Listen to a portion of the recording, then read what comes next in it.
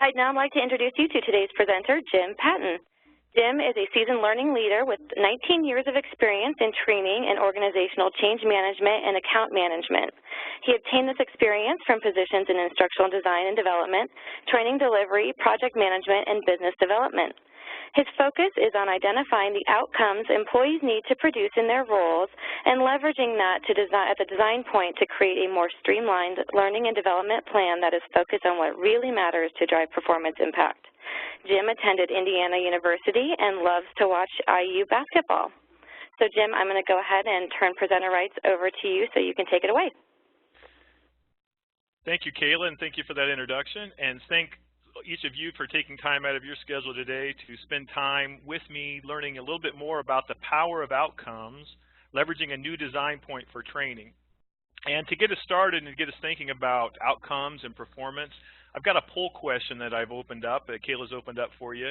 So the question is, have you ever identified what the top performers in your business produce to determine what types of training you may need to develop for others in the same role?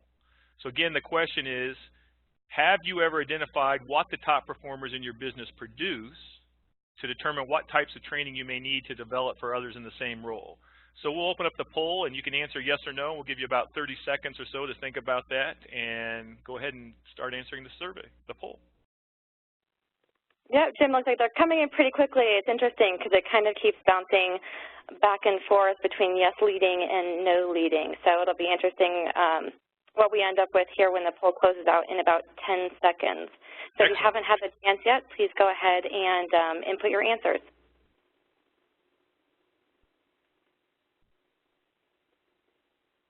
All right. I went ahead and closed the poll. We'll just give it a few seconds to render the results, and then I'll go ahead and apply those so everyone can see what the results are.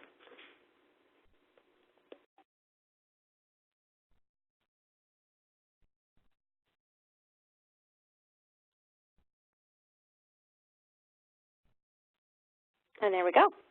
Excellent. So good survey of folks on the line. Got quite a few people on the line today. 43% say yes, they have done that, and 57% say no. So that's good. It gives us a good basis for our discussion, because for those of you that haven't, we'll talk a little bit about why you might want to do that and the benefits from doing that. And from those of you that have, talk about ways that you can expand identifying those folks to use those outcomes not only as a design point for training, but for some other HR initiatives as well. So thanks for participating in the poll. A little bit more about the agenda today that we're going to cover. We're going to talk a little bit about what we are seeing, GP Strategies is seeing in the marketplace when it comes to performance. We're going to talk a little bit about the difference between the traditional approach to developing content versus the outcomes approach. And then the focus of the conversation today is going to be a new training design point. Outcomes as a new training design point. We'll talk about the benefits of the outcome approach and things that we've seen with customers we've been working with over the last few years. And as I mentioned earlier, talk about what other things outcomes can inform besides just training. And then finally, going to talk a little bit about a case study, so actually outcomes in action with a customer we've been working with the past 2 years. In terms of what we're seeing in today's market, and I'm sure you folks on the line are seeing the same things in your respective fields, there's been a significant shift in business to focusing more on performance rather than focusing just on learning. Here are some trends in this infographic that a colleague of mine recently wrote about in his blog that support this shift.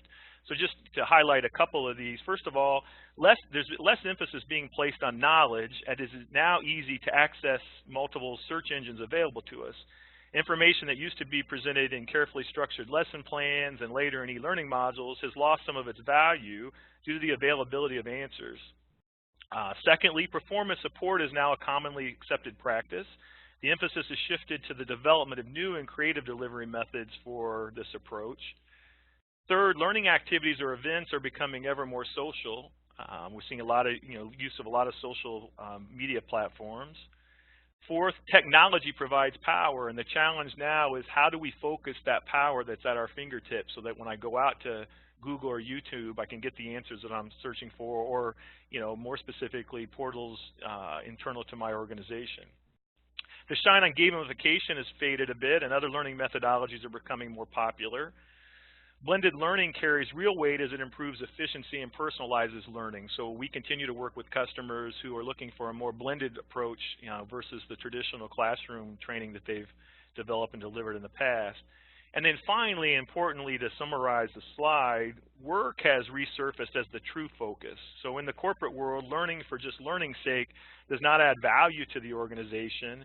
The intent, nature, and context of the work provides both the framework and the focus required to improve performance in the workplace.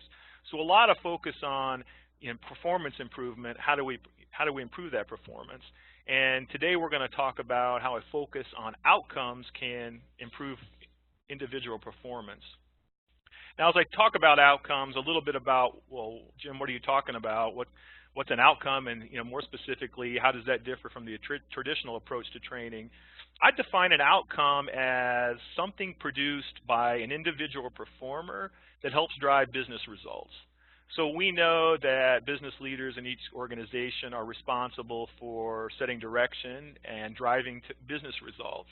In order to do that, they have teams of managers and leaders below them and leaders of leaders that work with individual performers to help those individual performers thrive in their role. And the individual performers produce things. Yeah, they do tasks, they do certain things, but at the end of the day, they produce things. And what they produce are outcomes, and those outcomes help drive business results.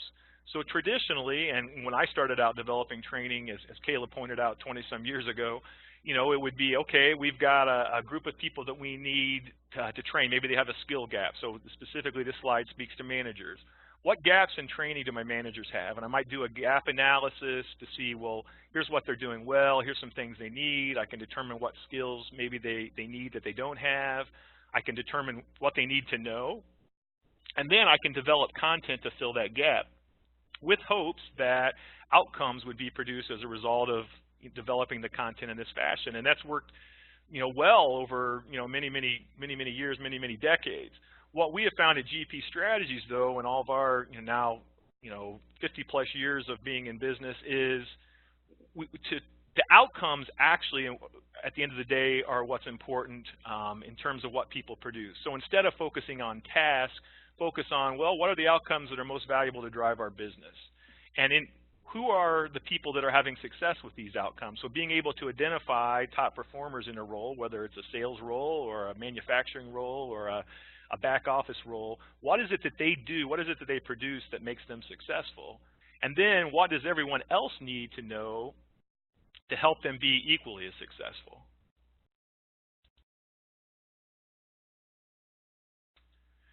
And this slide here, if you take nothing else away from the 20 minutes or so we're going to spend together today, this is the slide that sums up the focus of the discussion.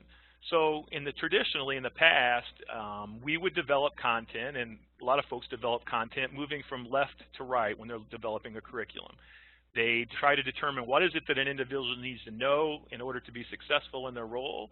And then they also identify, well, besides things they need to know, what do we need to train them to do in order to do their role effectively? And then from that, we hope that they'll produce something. So if we train them on anything and everything that we think they need to know and do, we hope that they'll produce some results. We've turned that of about a quarter turn and actually moved from the right to left. So you'll see where the little icon there, it says we start here. We actually start with, well, what is it they produce? What is, organizations are in business to produce results. So what are the results that they're trying to produce? And then working backwards, what are the relevant skills that these folks need to do in order to produce those results? And what is the relevant knowledge that they need in order to produce the results?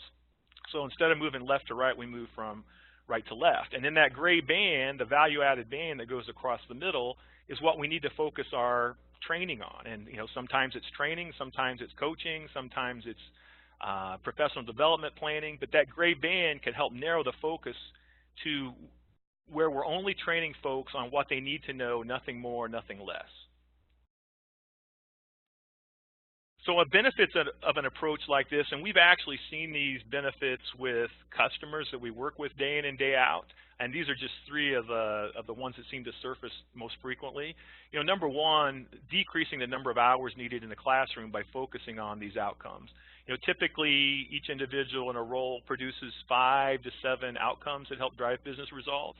Once we've determined what those outcomes are, and we can then map a training curriculum just to those outcomes, and as I said earlier, just to train folks on what they need to know, nothing more, nothing less. And we've seen, typically a decrease in actual, training hours, seats in classrooms by as much as 1/3 of the time. We've also seen a decrease in the time to competency. So, for example, with onboarding programs we've helped customers with, as a result of, again, just focusing on the outcomes that the individual performer produces, we've seen, a decrease in the time to competency to get efficient, let's say, for our new sales reps in a new selling role. And then third, the third benefit, developing a consistent training focused on what the learner needs to know. So we can pinpoint specifically what to know, which helps drive not only the content, but the modality and how that content ought to be delivered. So there are other benefits, but these are the three that we see most frequently. Now, besides training and content development, role outcomes can also inform a whole lot of other things that pertain to HR initiatives. The focus of this conversation so far today has been around training development, training content, so targeted curriculum design. But we also work with customers in using the role outcomes to develop frontline coaching programs. So we've worked side by side with customers to develop coaching programs so that managers can coach to the outcomes when they're having development discussions with the employees they're responsible for managing. Recruiting and hiring, if we know what outcomes we want particular roles to be able to produce, then we can look for those types of things, those outcomes, and the tasks that roll up into those outcomes when we go to look for folks that we want to recruit and hire and fill specific roles. Performance appraisals and or professional development planning. We've worked with a number of customers in the last 2 years specifically where we've used the outcomes to develop professional development plans, both where the individual contributor has input into that plan as well as the manager, and again focused on those 5 to 7 outcomes. And then we've also seen them used in career pathing and succession planning. So to bring this to life and talk about a real life customer, I've had the privilege the last 2 years to work with FedEx specifically on determining outcomes in a particular subset of their business. All of us familiar with FedEx, and in this particular case, we've been working with the FedEx CAST organization, and CAST is an acronym for Corporate Administrative Solutions Team. They are part of the Finance Shared Services organization that owns all the financial systems for FedEx. And so in this case, all the financial systems for FedEx Express, Ground, Freight, and Service. And their business challenge in this particular case was business consistency. So they had a need to efficiently and effectively support the FedEx back office business processes and systems across and within the operating companies. They needed a business model that aims to leverage support services and technology across the whole enterprise while achieving cost savings through application rationalization. And then they were also looking for a structured onboarding and ongoing professional learning and development program in order to provide a consistent and standard approach. So the business challenge was really twofold. They have their own 100 or so internal employees that make up CAST that they wanted to focus on, hey, how can we get the best performance out of these folks? Because right now we train them on a whole lot of things, but we don't know, how effective we're being and whether they need to be trained on all those things or not, or there are things that they're missing. And secondly, the ability to do some internal things to do a better job as they rolled out new applications, financial applications, in terms of training, the end users across the enterprise. So in order to do this, we launched together in partnership the CAST Academy, and the goal of the Academy is to serve as an internal learning organization to support both the business partners and the IT groups within FedEx and their internal CAST employees. And there were 2 learning strategies that were developed in order to solve their challenge. So we created a standard approach to learning curriculum analysis, design, and development for the CAST systems. And then specific to this conversation today on outcomes, we leveraged the outcomes approach to define a recommended curriculum path for the internal CAST team members for their professional development. So in working with the CAST folks, we were able to identify 5 critical roles. And once those roles were identified, we're able to go out and determine what the outcomes were that these 5 different roles, people in these roles produced. So for an example, an outcome might be trusted project advisor to the business. And we then are able to go through and figure out how do you measure success of that outcome, what are some of the facilitators and barriers, and what are some of the key tasks that roll up to that outcome. The results have been the successful deployment of the CAST Academy. So we've now been at this for 2 years. Through the outcomes, they were able to map the curriculum to the outcomes to determine just the training courses that folks needed to attend and decrease maybe the amount of training hours they've had to do in the past. And then they've also developed a professional development plan tool where the employee every 6 months gives input into how they think they're doing progressive towards achieving those outcomes. The manager then can add his or her own evaluation, and then that gives you a guide, gives them a guide to have discussion on how folks are progressing from a professional development plan standpoint. So in summary, the 2 takeaways, and then we can open it up for questions, from this brief discussion we've had today is 1, individual employees drive business results by the outcomes they produce. And 2, role outcomes can be used as a design point for training as well as other human resource initiatives. And Kayla, I would be happy to open it up for questions. Great. Well, thanks, Jim, for the great presentation.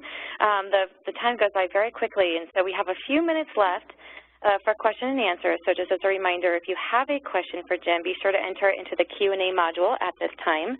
And because we covered a lot in less than 20 minutes and there's still a lot more information to discuss, we encourage you to continue the conversation beyond today's session. You can see Jim's contact info. Jim, if you don't mind going ahead and flipping it to that last slide so that everyone can see your contact information. It's all available in the slide deck. And we will be sending everybody a link to a follow-up blog post where he'll be addressing some of the key takeaways from today. I'd also like to remind you that the recording and slides from today will be sent to the email address that you provided when you registered. So it looks like, hold on one second, let me just get this Q&A open, like we have some questions coming in.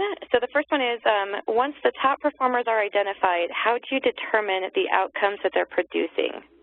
Okay, so yeah, excellent question. So a lot of times we work with customers that say, yep, I can identify who my top performers are, or through a survey of, my management team, identify who those folks are. Now, tell me how you're going to identify those outcomes. And there's a couple of different ways. The ideal way is actually spending time with, a subset of the individual performers, the top performers.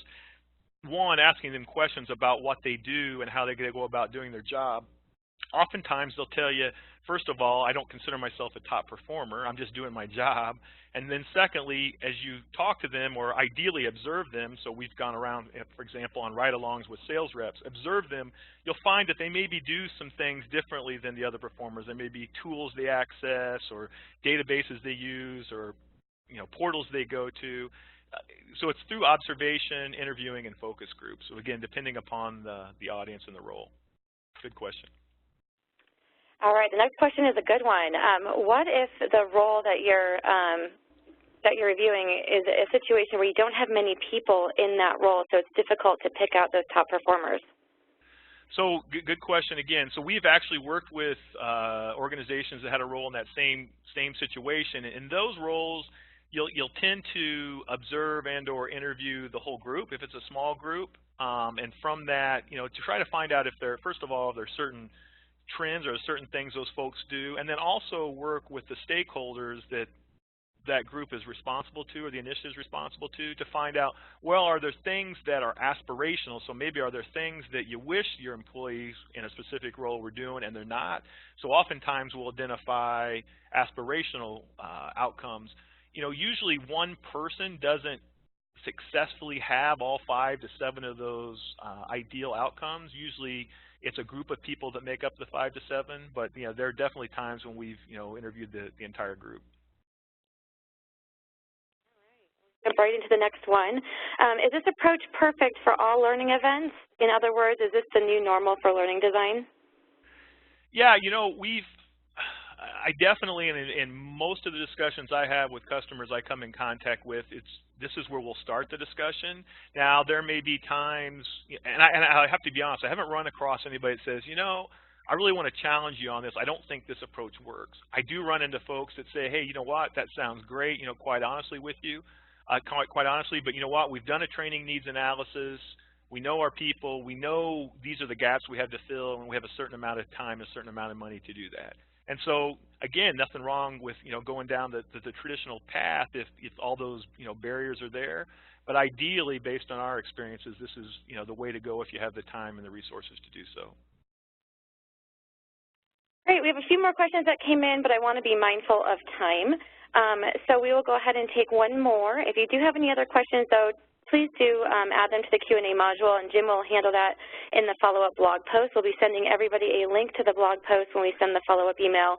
That will likely go out on Friday with a recording of today's session and the PDF. So I will jump into this last one. I want to make sure I understand it correctly, so I apologize if I'm not reading it the way that it was intended. But what if you're not just looking at only the top performers, but you're looking at cross-training?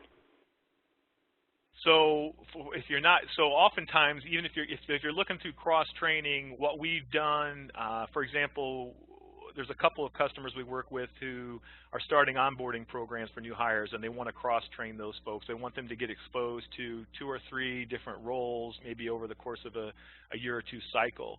What we've done in those instances is actually tried to identify, hey, after they come out of that onboarding program, that 2 or 3 year or that 2-year program where they've alternated roles 2 or 3 times, what is it that someone who's graduated from that program, what are the outcomes you want them to be producing? So there may be specific things that they're producing after a year or 2, rotating through a series of roles, different from when they would be 5 years, let's say, in a specific role. Great. Well, we're going to go ahead and wrap things up to be mindful for time. But if you have a question, I'm going to leave the Q&A open here for about a minute or 2 after the session ends. That way we make sure we address everybody's questions in that follow-up blog post. So thank you again to today's speaker, Jim Patton, and thanks to everyone who attended for your time and attention. We do hope that you'll join us again for one of our next sessions. A full list can be found on our website at gpstrategies.com. Thank you and have a great day. Thank you.